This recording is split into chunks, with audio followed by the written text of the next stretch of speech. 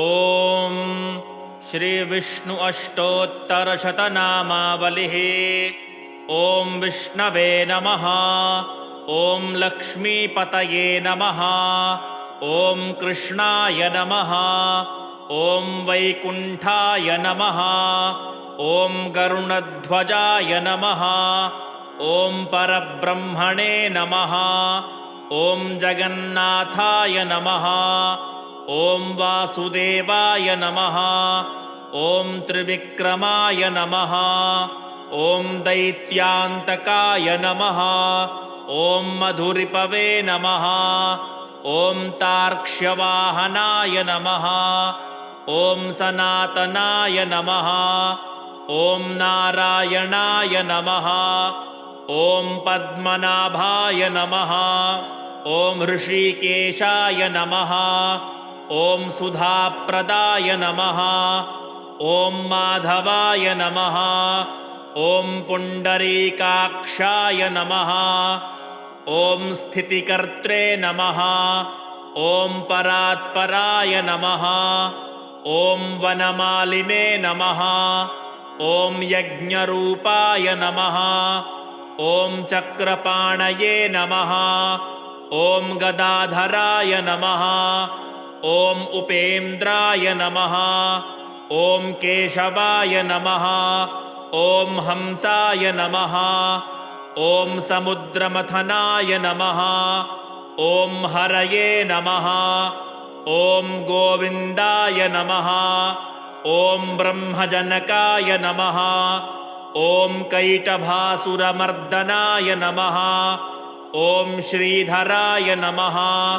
ॐ कामजनकाय नमः। ॐ शेषशायिने नमः। ॐ चतुर्भुजाय नमः। ॐ पाञ्चजन्यधराय नमः। ॐ श्रीमते नमः।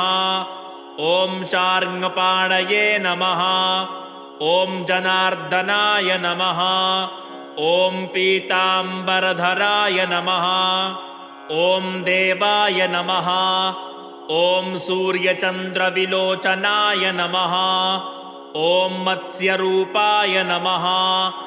ॐ कूर्मतनवे नमः। ॐ क्रोडरूपाय नमः। ॐ नृकेसरिणे नमः। ॐ वामनाय नमः। ॐ भार्गवाय नमः। ॐ रामाय नमः। ॐ बलिने नमः। ॐ कल्किने नमः। ॐ हयाननाय नमः। ॐ विश्वम्भराय नमः। ॐ शिशुमाराय नमः। ॐ श्रीकराय नमः। ॐ कपिलाय नमः। ॐ ध्रुवाय नमः। ॐ दत्तत्रेयाय नमः। ॐ अच्युताय नमः। ॐ अनन्ताय नमः। ॐ मुकुन्दाय नमः। ॐ दधिवामनाय नमः। ॐ धन्वन्तरये नमः। ॐ श्रीनिवासाय नमः। ॐ प्रद्युम्नाय नमः। ॐ पुरुषोत्तमाय नमः। ॐ श्रीवत्सकौस्तुभधराय नमः। ॐ मुरारातये नमः। ॐ अधोक्षजाय नमः। ॐ वृषभाय नमः।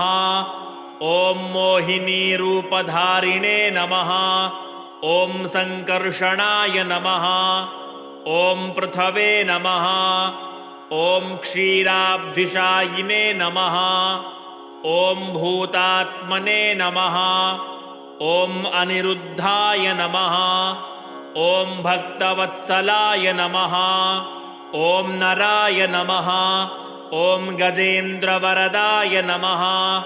ॐ त्रिधाम्ने नमः। ॐ भूतभावनाय नमः। ॐ श्वेतद्वीपसुवास्तव्याय नमः। ॐ सनकादिमुनिध्येयाय नमः। ॐ भगवते नमः। ॐ शङ्करप्रियाय नमः। ॐ नीलकान्ताय नमः। ॐ धराकान्ताय नमः। ॐ वेदात्मने नमः।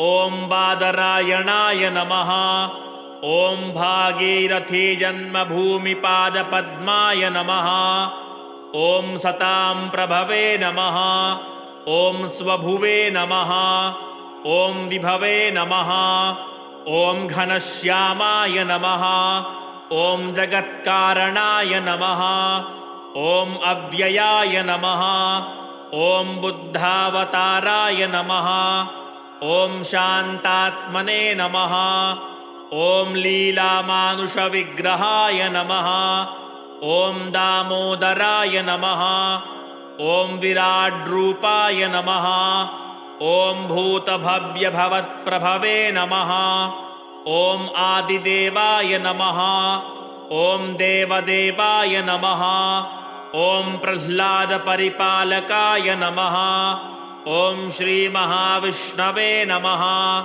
इति श्रीविष्णु अष्टोत्तरशतनामावलिः सम्पूर्णा।